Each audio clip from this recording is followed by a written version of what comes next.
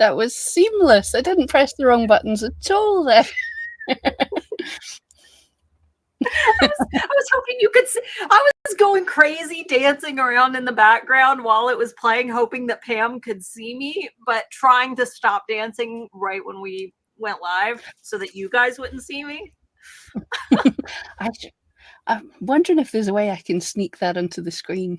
Like me just go because tiny. Starla was doing mad. But that's when I pick my nose. You can't do that because I assume that nobody can see me. Happy Thursday, guys. Was that great? How long was the live started? Just now. Just now.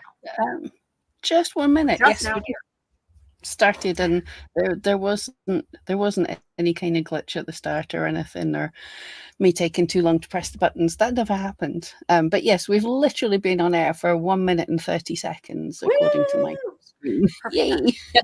Happy Thursday, guys. The Etsy Investors Report was yesterday. We'll have a little bit of insight into what you need to know about that. It was quite underwhelming, but there are some key takeaways nested in the content. I don't think that it's enough that if you are stressed about sitting down and watching the whole thing, you probably won't need to. Pam and Brian are actually going to be talking about it today, right after this ends, right? Yeah, 15 minutes after this ends. So pee break, technical issues break. But yes, we'll cover that. Yeah, because we've nerded out. We've done graphs and things, but yeah, some of these investor reports, there's tons of nuggets that you've really got to listen to. This one, it's all right. There's some numbers, but there's nothing. The groundbreaking stuff happened a couple of hours before the announcement, before the webinar. So yeah, it was kind of boring. That's the gist of it. But if you're curious about how Etsy's doing just a little teeny tiny bit better, but nothing crazy. I mean, we're still in summer. People are still vacationing.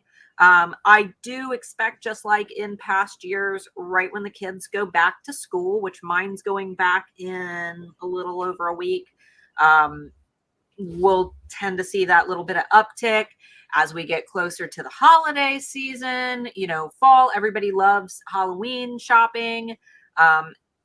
We're going to see so many more active buyers digging into these features that Etsy's really highlighting, like their gift features. They've got all these great ads that they're doing that are showcasing sellers. And honestly, I'm just like, where were these during the Super Bowl? The ad that Josh clearly is proud of, because he keeps showing it like every time Josh Silverman is live or does, a video, he shows that ad that they showed during the investors call with, like, does a robot know love?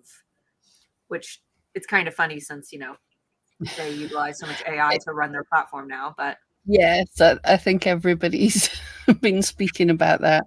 But it is cool. And they're showing like all their social ads, which are all very much made by this person. And if you haven't noticed in your dashboards on Etsy, there is a link to get the filters for social media to be able to do it yourself. So if you make videos that include yourself and your product, that might be a really cool thing to do, because I bet you Etsy will be featuring Etsy sellers videos that fit in with that campaign, because it saves them making videos, basically. Yeah. Let's see. Okay, well, we have a question from the group. We're already starting to get questions in the chat. How do we want to tackle this, Pam? Do we want to start with the Etsy announcement? Do we want to start with our group question? Let's go with a group question, and then people can ask us anything they want about the Etsy announcement, and then we can come back to that, so we know what people want to talk about, I think. Sounds good. All right. Is our sweet Gilligan in the chat? Let's see. I'm going to try to summarize your question. Pam and I discussed it a little bit, and I did see it in the Facebook group. Essentially, she's being found for weird combinations of words, like dark wood coffee table and spotted on Etsy, but she doesn't sell dark wood coffee tables. She sells little, cool cottage core type wooden signs that you would see like on a coffee bar. So she said, do we actually know where or why Etsy is pulling random words and spotting my listing for something that is completely nonsense? Yeah, it's a good question, and I get why people are concerned, but there's nothing to be concerned. Basically, Etsy tells us it mixes and matches all the words in our titles and tags to figure out and attributes and everywhere it can to try and understand what your listing is. Now, there's going to be certain search terms that there's not many listings for, but that your work you might have that combination of words to make Etsy think, now is Gillian, is her listing relevant for this thing? And the only way the Etsy algorithm can know this is to rank it in search, to show it to some people. And if these people, when they see this darkwood coffee table or whatever they've searched for, which there's not many people searching for these things, if when they're shown that they don't click on it, then the Etsy algorithm learns that this combination of words is irrelevant. So it's not just Etsy, with any search engine, they're going to throw you up for some irrelevant things, and more so these very, very niche keywords that not many people are searching for, and there's not many items. Like Etsy's very, very unlikely if you have a pair of leggings to show you under the search ring, because it's got hundreds of things that it knows are rings. But if it's not really sure what people are searching for when they type something, they'll throw some random stuff. It doesn't mean Etsy doesn't know what your item is. Your actual keywords aren't relevant. It's just going, I don't know, could be relevant for this. I'm just a dumb machine. So don't worry about it. The only time it really matters is if you see this, if you're using Etsy ads and under your ad dashboard, you see that you're getting clicks for this because that's costing you money. You have the option to turn them off, to tell Etsy yourself that's not relevant. For anything else, don't worry about it. It's a feature of search engines. It's trying to learn. If nobody's clicking on it, then the search engine goes, oops, I made a mistake. That's fine. So I didn't know the first part of that. Believe it or not, that's one that I didn't know. That's why I passed the question off to Pam. I'm just like, Pam, I know the answer, but I want to know what your answer is. Ah, yes, very great answer, Pam. Thank you. But yes, I did know the ad part, but that's interesting. But it makes complete sense. I mean, Etsy ultimately, the algorithm is smart, but it's not that smart. And if they don't have a lot of offerings, but through everything, all little Blues Clues that you've left throughout your listing, they're like, well, maybe this will fit this buyer's query. Ultimately, it's not going to hurt you. That's the thing to focus on. And hey, you know what? Maybe somebody looking for a coffee table is like, well, this isn't exactly what I was looking for, but this is cool. Might even help you to show up in some interesting searches. Yeah, exactly. I get clicked on for some weird things as well. I'm sure we all do. And yeah, if Etsy, this is actually a thing that Josh has been talking about. I think he mentioned it in this Yeah, he did mention it in this report, that basically they are trying to move the search a little bit, rather from exactly showing what people search for. They're trying to spread it out a bit so they're not seeing a page that's all identical. So it's going to throw up some more curveballs, because if you're searching for a raven sidelight or something, it might go, hey, this person's a bit gothic. Shall we also show them this dark wood table to put it on or something? Now that's just me adding what it might be showing. But rather than show 20 almost identical things, they are hoping to make the search be, okay, here's things that are really relevant, and maybe you'll like this. So that we might be seeing a bit more of that. There was a follow-up to that question, though. She said, I guess part 2 of that question, how do I know if any of my keywords are good if I'm only being spotted for Darkwood coffee table for 4 out of 128 listings? Or in general, how does one know if they have chosen decent keywords? Well, I dare say making sure that you have turned on your Google Analytics. That way you can start to see the keywords that you've actually been found for by shoppers. Because if you're saying, well, you know, I want to be known for farmhouse witch wall art, for example, then that's just about the best way to determine if you are actually getting clicks and interested customers for those specific keywords. You can check your Etsy search analytics beta, but it's not as good as Google Analytics is going to be. Yeah. And bear in mind, spotted on Etsy, if you're being seen from the Etsy monitor, that is not people finding or even searching for those search terms. That just means that somebody, some other eRank member, or I suppose not yourself because that's not what you're selling, some eRank member has put into spotted on Etsy Darkwood coffee table because they think it's relevant to them. So when our monitor once a day goes and has a look for all your listings, it uses our whole database of keywords and it goes, hey, I found you for this keyword. That doesn't mean that anybody at all is searching for that keyword. It doesn't mean it's a good keyword. It just means when our system went and searched the API, Etsy said, okay, well, Jillian's listing, it'll show up somewhere for this if people search for it, because we don't have enough other stuff to show people.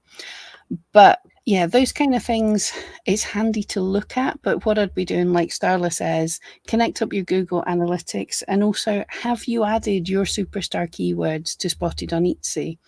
Maybe nobody else in our database has added those important keywords. So you need to put them in to make sure that we're searching your listings for your important keywords. But Google Analytics, very important. And I would say Search Analytics beta is going in less than a month. Etsy's told us this. So marketing, Search Analytics, have a look in there. Oh yeah, sorry, that was me and Brian that were talking about this. I didn't know Getting rid of it. Yeah. We don't know if they're going to replace it with something better, if they're taking it out of beta, but it's going in like 20 days or something. So get in there and get all your data out of it, because it has some cool things in that. If you look in it and scroll down the keywords and see if Darkwood coffee table showing up at all, because you'll see not only if people have clicked on it, but impressions mean people have searched for it and Etsy have shown you on that search page. And if they showed you without them clicking on it, then going like, oh, buyers don't think that's relevant anyway, so Etsy will get bored of it. Yeah. Oh, me and Brian had a big discussion about that one. Yes. That wasn't during the investment call, was it? No, that was a couple of weeks ago. It should be on your dashboard. There's probably a banner, but there was an announcement as well. Snap, that must have just went right over my head. Yeah. Well, you were on holiday. That must have been when it was. Yeah. That makes sense. Oh, yeah. We're phasing out this page out, and it won't be available after August 14th, 2024. Visit Shop Stats instead to find your most current search analytics, and stay tuned for some exciting new search insights coming soon. Yeah, I hope it's something good. There's a little touch of me going, don't oversimplify this, because I liked it how it was, having lots of data, but we'll see what they're going to bring in, but we don't know. So anyone who uses that tool, get your data out of it right now, because we don't know what's happening next. It's completely worthless for me because everybody just wants to stoop my shop. So it's just every variant of the word books and cold brews. So that completely skews any good, valuable insights I could be getting. But we do have some questions from the chat. Knotted thread, I will get to you here in just a few minutes, but let's go ahead and share Etsy's announcements. The one I showed you earlier. Yeah. I'm sure they've already heard it, but we might as well chat about it. Yeah. Everyone's been talking about this loads. So if you've missed, just beginning of yesterday, I say the beginning of yesterday, it was my afternoon. I was taking a break. I'd climbed a hill. My phone blew up with people going, "Pam, have you seen this?" So Etsy Insider Beta, Etsy are offering a new subscription membership program for buyers. This is going to be a very limited beta of invite only buyers, basically. So I like it. You know, I've had a lot of people say like, oh, you know, the discount that they want us to offer as sellers, you know, is too steep, yada yada. They're not, I mean, what they're trying to do and what Josh talked about is they want to use this program to incentivize buyer frequency. So basically, they want to target the people who only come to Etsy once or twice a year and who shop occasionally. They want to take these people and get them thinking about Etsy anytime they want to buy a gift. So, or you know, something for themselves. They did talk about funding experiments like offering free shipping, where basically Etsy would be covering the free shipping, not us. That would be covered by the loyalty program fee that people are paying in order to be a part of that. And Josh also, when asked during the Q&A portion how much it's going to cost, he said that they haven't really decided on a price yet, but he said about the cost of a latte per month. So it's not really for what he called the existing habitual buyers. It's to really get the people who aren't shopping more than a couple times a year to keep coming back. This is a good thing, guys. This is a really good thing. I'm possibly not as No? excited. No? I'm I like it. hopeful. I don't like the pushing for discounts because I Yeah. think that'll attract the wrong type of buyer and it'll freak out some sellers who feel they have to do it. And it says between 50 and 70% discounts, which is too much. That's for like, don't feel you have to do that. You don't have to do that, but I know some people will. What I did like potentially is another thing they're potentially offering is the ability for these new insiders for you to be able to showcase a launch or a new product or something. And why I like this is we've got people like Starla who are really good at social media. And when she created a new launch, she was able to build hype, basically launch her stuff on Etsy and it would sell out because people went, we follow Starla, we love her stuff, great. But most of us, especially if you have much littler shops with a littler social media following, it's hard to promote your own launch. So it's kind of nice that Etsy's offering a way potentially to be able to up the hype for your own launches for littler shops. So I'm hopeful with that. We'll have to wait and see. That it's going to be a difficult thing because to get it to work, there's going to have to be enough sellers offering enough perks, and there's going to have to be enough buyers wanting to sign up to it. So it's going to be tricky to start with, I think. But let us know what you all think, guys. I'll go ahead and put a link here in the chat to that. I have to sign into the eRank account because for some reason my personal one won't let me post links. We did have a question about the membership program. What's the benefit to sellers to participate if you offer free shipping? It's not really a thing for it's not like sellers have to like sign up to participate in this. This is something that's really geared toward the buyers and building loyalty. Yeah, you do have, there is a way you can sign up to participate in the discounts and this launch thing, but I think everybody will be kind of involved for the free shipping. It's only domestic US shipping and it's only for US buyers. I think it's for worldwide sellers. The benefit, they did say, they did mention there is going to be marketing to these people who've signed up for the membership program. So if you offered a big discount, or if you were doing a launch, hopefully Etsy would mail out these people, because they're interested in this kind of thing, to say, this shop's doing this thing, go and see. So there is the potential to be seen, but that really depends. It's the same when Etsy says it's having a Father's Day sale. They're going to send mail outs showing, oh, these 5 shops have discounts, but there might be a million people running a sale. So the people who are in first might have a better chance of being seen, basically, because there's less competition. But the benefits, probably most people won't see a massive benefit. But I think it could be cool. Maybe people will start following your shop and be able to see your launches. You might be able to build up a following like that. To be honest, we don't know. We've heard about it for just over 24 hours. I would like to participate as a buyer. I would pay just to be able to poke around and see what it is, but I didn't get an invitation. I probably won't, because I'm assuming that Etsy accounts that are also tied to seller accounts aren't going to be on their list of priorities to target for this beta program. It's probably mainly going to be those buyers that they really want to engage. I think Jillian's saying she got an invite to participate as a buyer. Was that? But I think it will be for the people that don't buy very much, which I don't buy very much, actually. Yeah, terrible. I'm an Etsy seller who barely buys. But they won't invite me anyway, because I'm not in the US. So I won't get to see.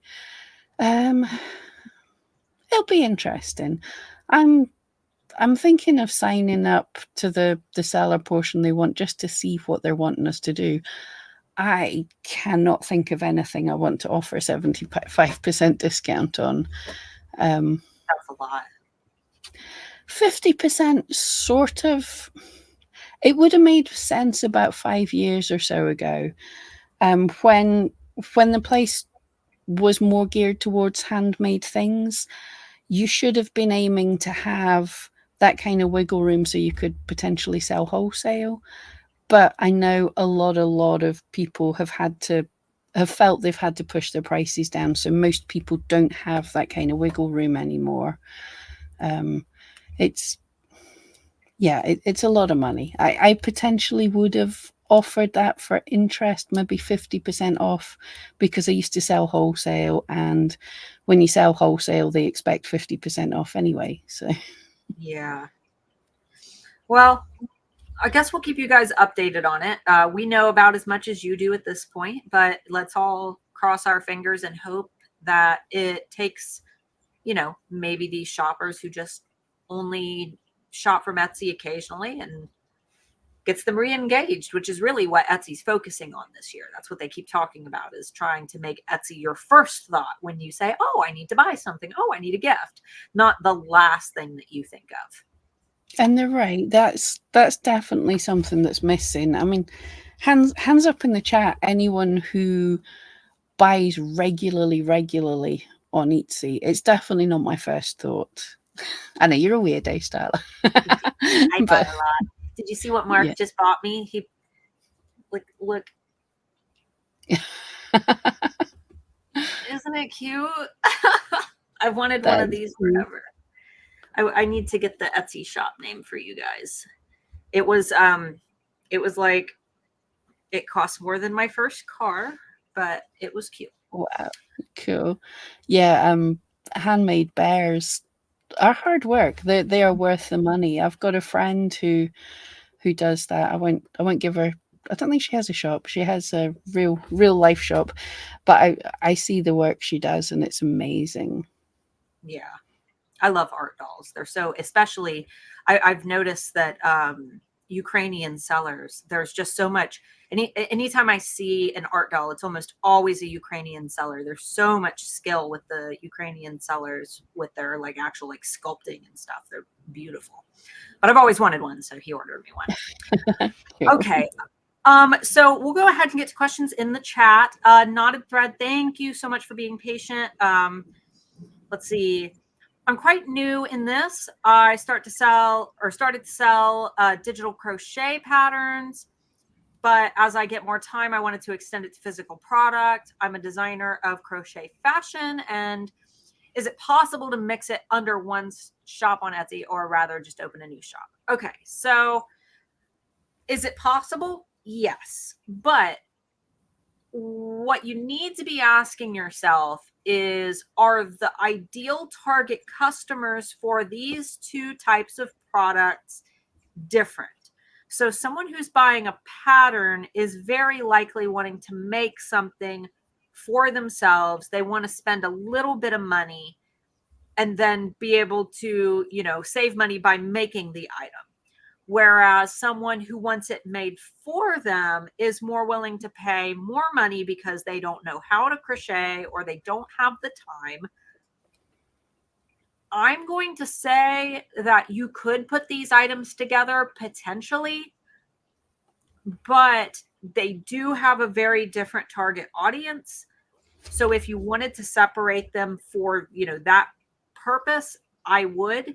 Just be aware that things have changed a little bit depending on when you actually started your first shop. Etsy does now charge between $15 to upwards of $30. They actually removed, Pam, from where they said how much they charged their shop setup fee when it said $15.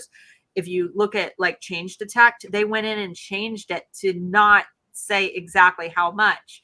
So you're going to hear mixed stories. Some people saying 15. The most I've heard is 30. And I've heard, I believe I've heard somewhere in between. So just be very 300. careful. There was a mix up with currency conversion, and they charged in dollars what the other currency should have been.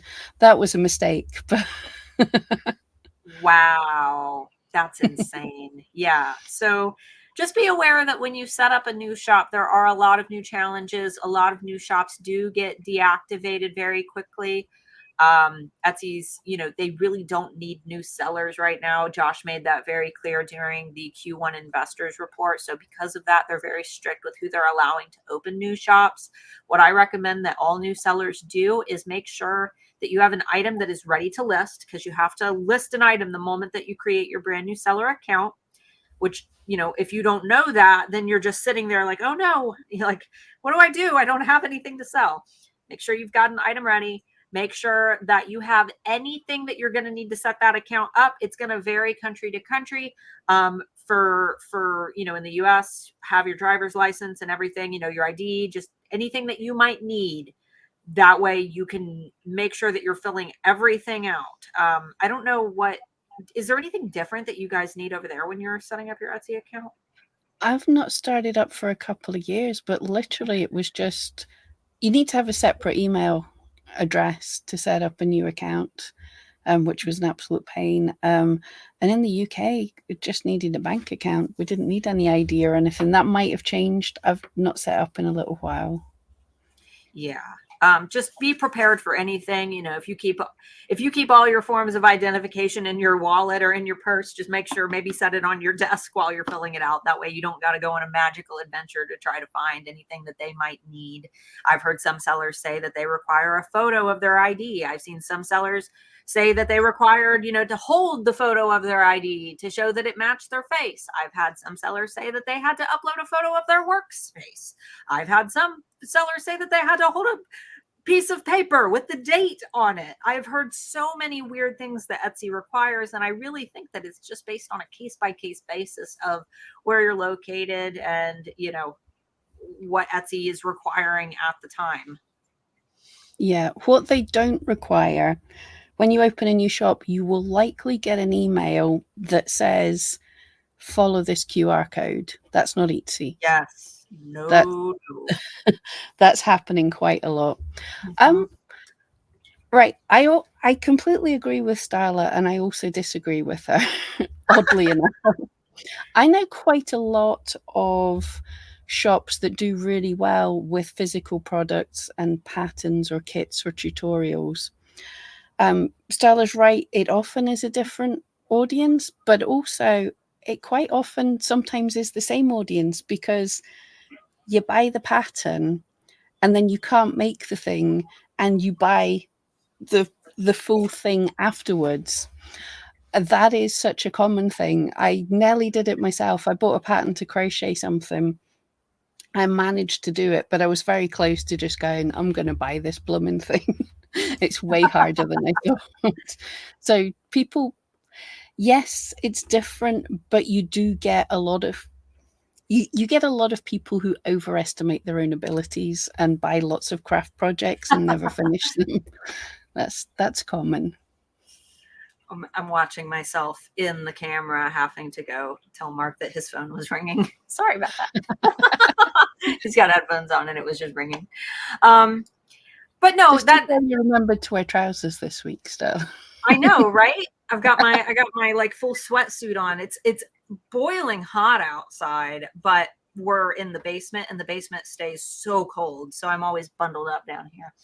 But yeah, that's why I said, you know, if you wanted to split them up, I dare say that anytime someone, unless the products are very different, like if you're selling like, you know, baby diaper covers and then like, I don't know, I always say men's like cigar boxes or something.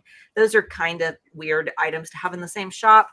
Always test things out for a little while. Because you never know. You never know until you try. And, you know, if you decide later that you feel like you're just not hitting the mark with your target customers, then you always have the option to open another shop. But right now, I'm really kind of on the same boat, Pam, just for the sake of telling sellers, like, don't go through the headache of starting a new shop right now if you already have one, because I mean, I'm just too nervous. Yeah, I know the feeling. It's difficult times just now. Yeah. Just a little bit. Let's see. NYC banners. Do you think AI will change Etsy SEO game? Yes, but that's kind of a weird question because it already is, but not necessarily in the way that you're probably thinking. So in the way that you're probably thinking is is it going to get hard when people can just like AI generate their keywords? Well, the thing about ChatGPT and OpenAI is that it doesn't have updated real-time. I mean, we don't have real-time data at eRank, but we do update that data monthly, whereas there's still a lag and there's going to be discrepancies in between what AI is going to be able to provide versus, for example, keywords that are a little bit more seasonal. AI can recommend things that you could potentially go look up. In fact, we have an AI tool at eRank. However, I still think that if you are AI generating things like lists of keywords, you need to be doing your research and double checking those with tools like the keyword tool, because you need to identify when those keywords are trending. You might find a keyword that, you know, ChatGPT says is great, but maybe it only does well 1 month out of the year. Well, you know, you might think, oh, my product sucks, my keywords suck, I need to go change everything, when in reality, you just picked the wrong time frame to utilize that set of keywords. Now, do you think AI will change the Etsy SEO game? It already is, because Gen AI has already taken over Etsy search and how Etsy works. A couple of the things that Etsy's now doing with their AI is they are declumping the products that are very, very similar. If you are, you know, one of 10,000 sellers who all have live, laugh, love t-shirts, well, maybe Etsy will only show one of those in search. Etsy's going to stop showing products that look identical.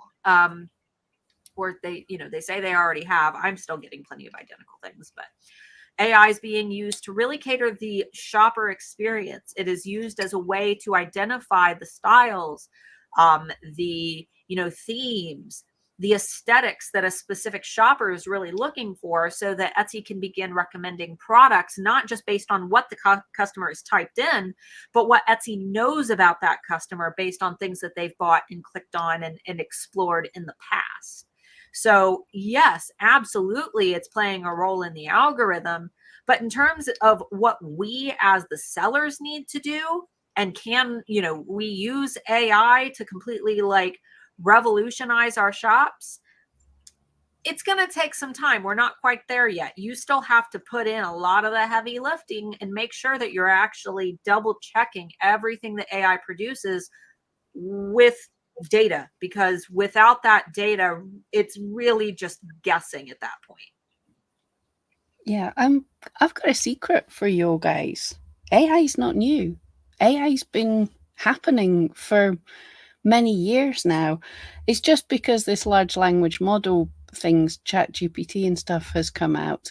But AI's been around for ages, and how AI is being utilized in search engines is to continually try and get better so that you can play the game less. Basically, rather than that dependence on getting the exact right title and tags in the right order to be able to explain the thing, the AI should hopefully start to understand, oh, right, Starla's item is that kind of thing. This person's looking for that kind of thing. Let's put them together. So it should, if it's done right, change the game by making it basically what we want to do. What we want to know is what are buyers searching for, and make cool things that they want to buy. That is the ideal that we should be moving towards, not having to go, oh, what are the exact right keywords to explain to the right person what this is, but finding what people are looking for, having items that they want to buy, and the AI, the algorithms can do the job to put them together. That's how the future should be. Let's see what happens.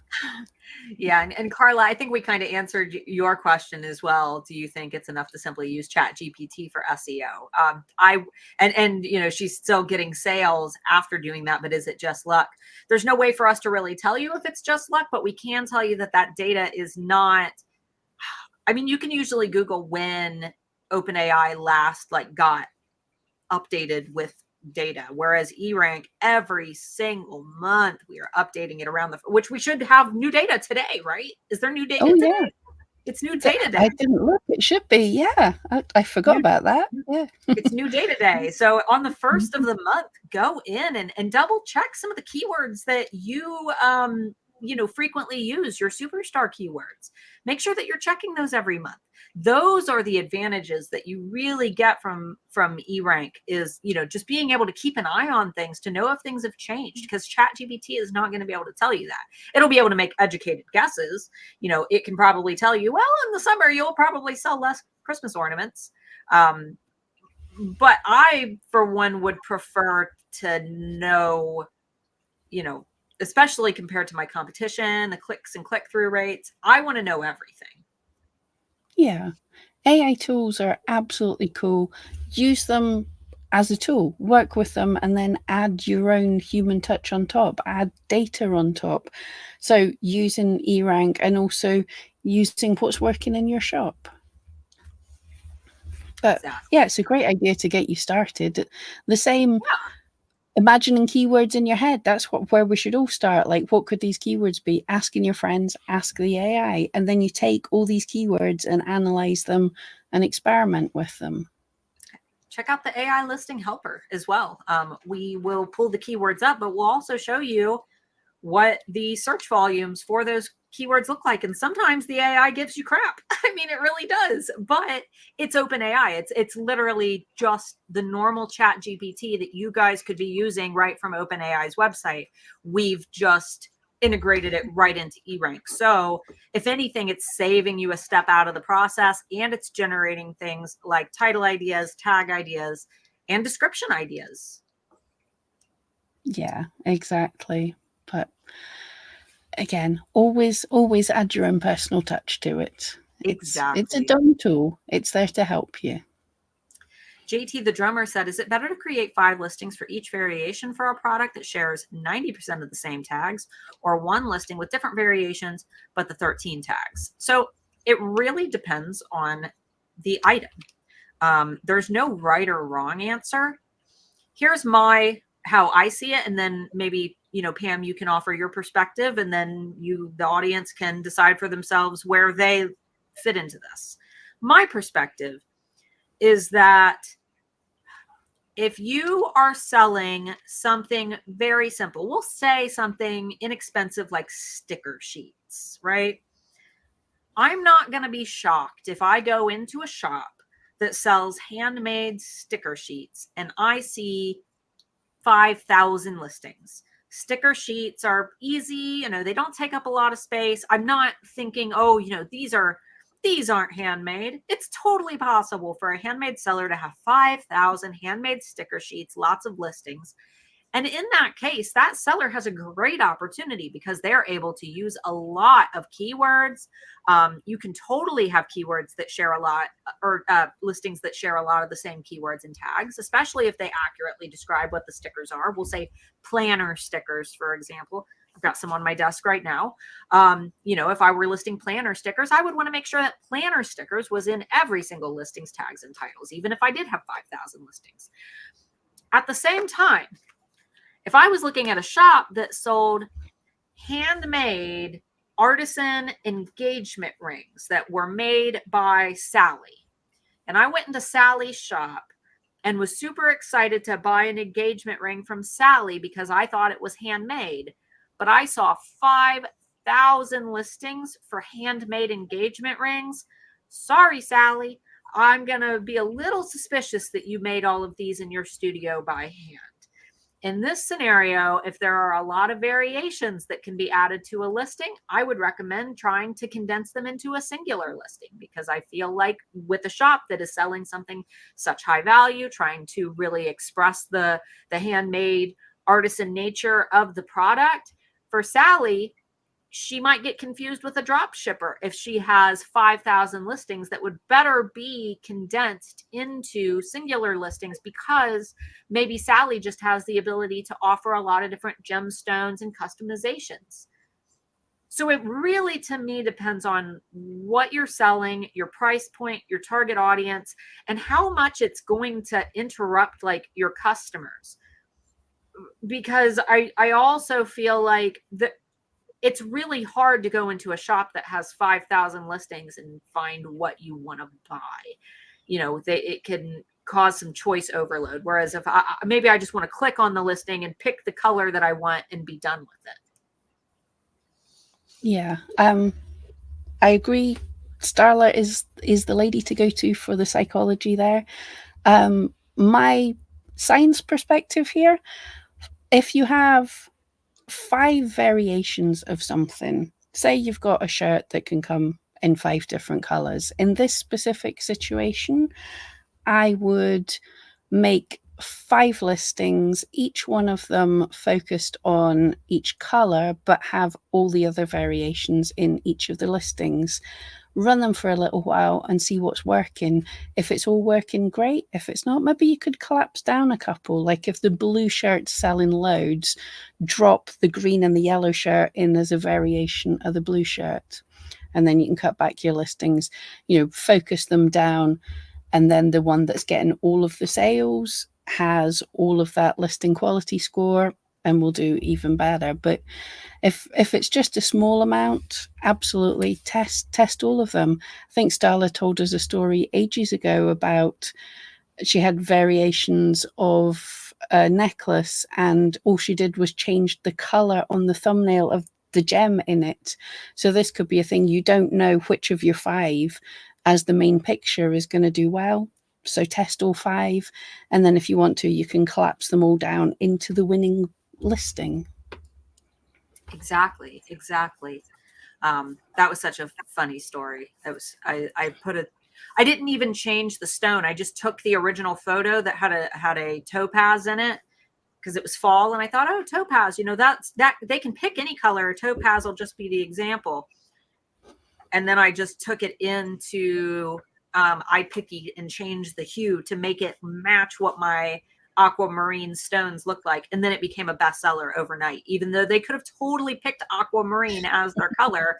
It was just getting them to click. And for some reason, the blue got way more clicks than the topaz. So anytime I talk to people who sell jewelry, I'm like, I've always had good experiences with blue. If you have lots of options for the thumbnail, no, not like any solid, non-anecdotal data to share, but in my experience, blue tends to be a good color to try. It's funny. Yeah, you've just got to go with what the customer likes. You can't even guess, because Starla, with all her experience, thought something else would work better, but the customers went, nope, we like this. Exactly. You think you know until your customers prove you wrong. Let's see. Kara, is it true that Etsy has changed their policy for product images? Someone posted that the first picture needs to be a picture of the physical product. Is this true? I would highly recommend actually going and finding that policy yourself, because that's only somewhat true depending on what you sell. Pam, are you grabbing the link to that? Is that what I'm you're doing? trying to. Okay. I was going to say, let me know if you can't find it and I can try to dig it out.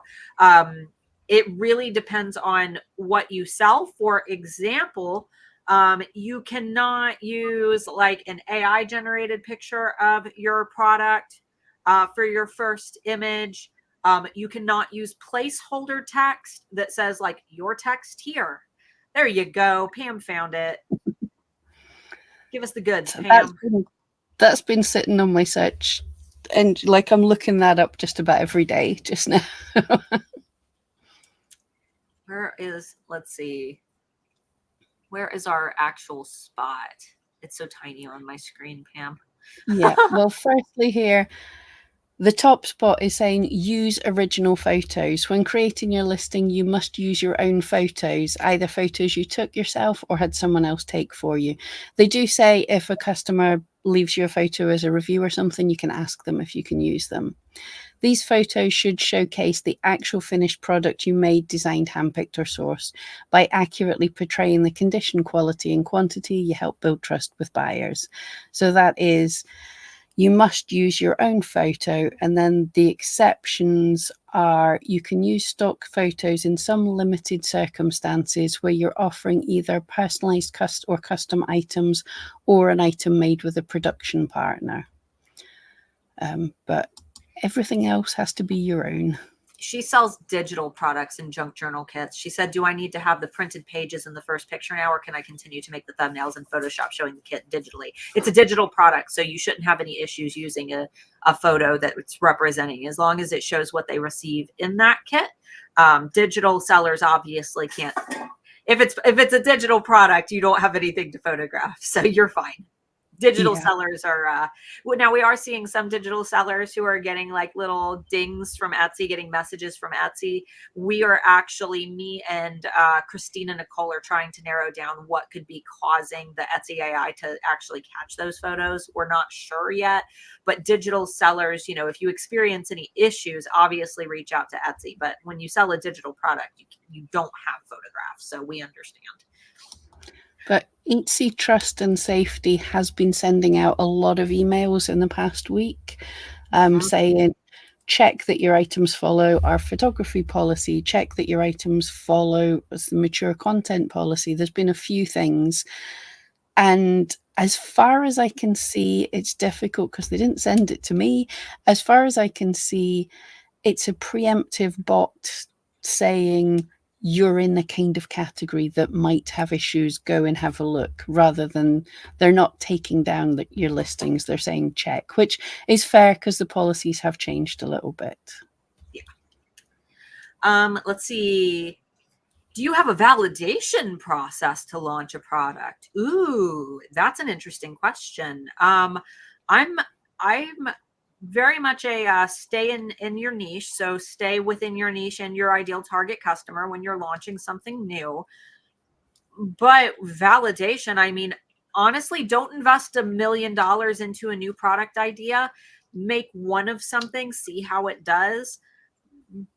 But the best validation for a product is seeing how it does when you launch it. And sometimes you don't know what's going to sell until you launch it. So if it fits your niche and it fits what you love to do and it fits your ideal target customer, launch it and see what happens. Yeah. Well, I suppose we do have steps, don't we? It is a kind of suck it and see, but when you're making a new product, You can go with your heart and go with something that you think people like, but much better, I really like to do keyword research before I even have the idea of what I'm going to make. That helps me get ideas of what I'm going to make. I'll get these ideas and then I'll make a range. For instance, with the keyword research last time, I found cat bookmarks were doing really well. So then in my head, I said, what other types of bookmarks can I make? And I thought of different things. Dog bookmarks. Oh, corgis are popular. So I made a whole range. My corgi bookmarks blew up, but the cat bookmarks didn't do good. But, I had an idea based on some solid research and I expanded on it. I made a range of things. And then it's a case of listing your things. If you have a good social media following, you can promote them. Say, I've got a launch coming out, launch them, get them out there. Put your best guess at keywords, make a reasonable title, good tags, and then leave it. Let it run for a little while and see what happens. Get some data. And then after, 4 months. That's what I would yeah, recommend. 4 months. depends how busy your shop is, but absolutely most of us leave it running for a while, look at what worked, what didn't work, and then feed that back into your ideas for your next launch or to tweak the ones that you've got up there. But yeah, there's no exact thing that's going to work. You just have to keep experimenting. Let's see. Did you ladies know Google Analytics had an app? I bet it's super confusing and super complicated, and I never log into Google Analytics, and I'm just so grateful that eRank shows it all to me because I don't know how to use it. And I probably could figure it out, but I don't want to because eRank spoon feeds it. Yeah, I completely agree with Starla. I used to make videos on Google Analytics simply to remind myself how to do the thing, because every time I went back to it, I forgot how to use it. So I can't imagine the app being great. I'll look into it, but I'm not going to spend much time on it because basically, right, if you want to know any data that you've got on Google Analytics about your shop, ask us and we'll go and shout at Anthony and we'll see if our clever people can make eRank make it work, because literally it's much easier to get someone else to design that than it is to figure out how to use Google Analytics. And on that note, Scott, you had said researching competitors on eRank's top sellers tool. When I filter by, say, US and handmade for 2023, then click on one shop name. When I click back, why does it totally reset filter? So I have to redo. That's another thing that you should put into our little support down in the bottom right corner and bring it to our support's attention, because, our support team makes things, but then they are not necessarily, or I'm sorry, our dev team makes things, but they're not necessarily sellers who are making the things. These are people who know how to make tools, but they're not sellers who are using them. Bring it to our dev team's attention by submitting it through our little blue button in the bottom right-hand corner so that we can make sure that it's escalated to the proper people who can look into it. Yeah, I hadn't even noticed that, but definitely let us know. I would say as a workaround just now, right click on the name, open in a new tab just now, but let our team know. That does sound like something that they'll want to fix, because that sounds like a pain. Exactly, yeah. All right, so we probably only have room for, because I have a meeting with eRank here in like 5 minutes, but I want to handle 2 questions at the same time because I think that they're both great questions and we get them all the time. Well, kind of, one's new. Laura had asked, what about your competitors? If you can, of course, talk about it. I have eRank subscription, and this month I tried another platform and it gives different results. Is it complimentary? Carla had asked, and don't show this one on the screen, what do you think of the new Etsy SEO tool from another person? Okay, so let me start with what eRank provides. eRank provides data that we obtain through third parties. We do have many tools that are directly hooked up to Etsy's API. Anything that Etsy can directly give to us, we hook it right into eRank and we display that to you. But there are some things that Etsy doesn't share. So for example, search volume data, that's not something that Etsy gives to anyone, right? That's something that we have to obtain through third parties. How do third parties get that data? Well, there's some sketchy ones out there who take it from people without them knowing. For example, browser extensions like Honey that give you discounts on things tend to also do so while scraping your data and selling it. That's how they're able to, when you use Honey and you save a bunch of money, you're like, well, what are they getting out of it? They're getting data that they can sell. I don't mind if someone sells my data, really. I don't, if I'm getting a good deal on things. But some people don't want that happening to them. What we do at eRank, and why I really love Anthony as a person, is he's very strict about the companies that he works with in obtaining this data to ensure that the data that we get is sourced from companies who get it ethically. So they're getting that data from people who have basically said, sure, I don't care if you have my data, you can use my data. And because we have such large data panels, we are able to give what would be the most accurate representation of what the majority of Etsy shoppers would be searching for. Our data panels are in the millions of people.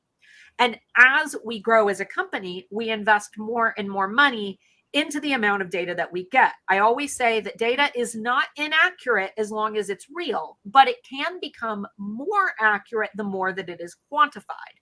The more data you have, the bigger picture that you have. And eRank is the biggest Etsy SEO company. So with that being said, we're able to, very likely, I'm completely speculating, but because we have more users than any of our competitors, we likely have more data than our competitors do. And you guys can actually go into eRank and use the compare sites tool and compare us with our competitors. If you want to see how far above or below we are from someone, you can actually look at that. Carla, in terms of your question, Google that person's name with the word Reddit, and I'll just leave it at that. Yeah, I tried not to make faces, but I mean, we can't compare ourselves to other tools because exactly. we're not signing up and using other tools. That's a scummy thing to do anyway. But at the end of the day, literally, we're trying to build eRank to be as good as it can be. I say we're not. Myself and Starla aren't doing the coding or anything, but we have shops and we're listening to you guys. And when we sit and hear something that's not working or something we'd like to see that's different, we literally just before I came on here, we had a meeting about what we want to do to one tool. Starla's just off straight after here talking about what we're going to be doing. We're constantly like, hey, wouldn't it be cool if we can add this? Can we add this? All the time, that's what we're doing. And I would rather spend my time doing that than snooping someone else's tool. I feel I can't qualify this because I don't use anyone else's tools, but I feel if we're not looking back and trying to copy them, we're leading. We're the ones making the stuff. And if other people come along and they do something cool, good for them. But I've not seen or heard of anything amazing. If you find a different tool that's working for you, that's great. Like, not every tool works for every person. Everyone's brain works differently. Absolutely fine. Obviously, we're going to tell you that eRank's the best because we work for eRank because we were using the tool and we enjoy the tool and we think it's the best. But yeah, we used it before we ever worked for eRank. I used eRank for about 3 years. Then I was volunteering at eRank.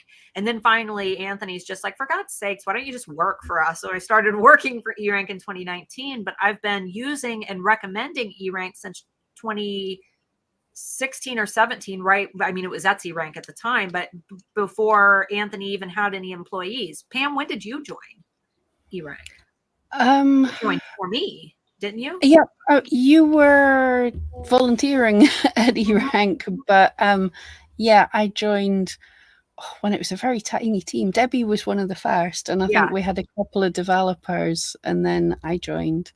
But yeah, Now we've got like 40 people, I think, right? Something like that. I have More? no idea how big the team is. I've lost track of who everybody is. Yeah. Yeah, there's a lot of us. But the cool thing about having people like Pam and I is that, when it comes to things that you guys want, when it comes to making suggestions, when it comes to, finding something that oh, you think that we should know about. Yes, there's always going to be a disconnect when you have really smart people who know how to develop things, but they're not Etsy sellers, versus the Etsy sellers who are actually using the tools. Pam and I, and Jessica as well, she's in the chat, our job here at eRank is really to make sure that you guys are getting what you need from the tools. And we can go then and talk to the developers and say, this tool isn't doing what we need it to do.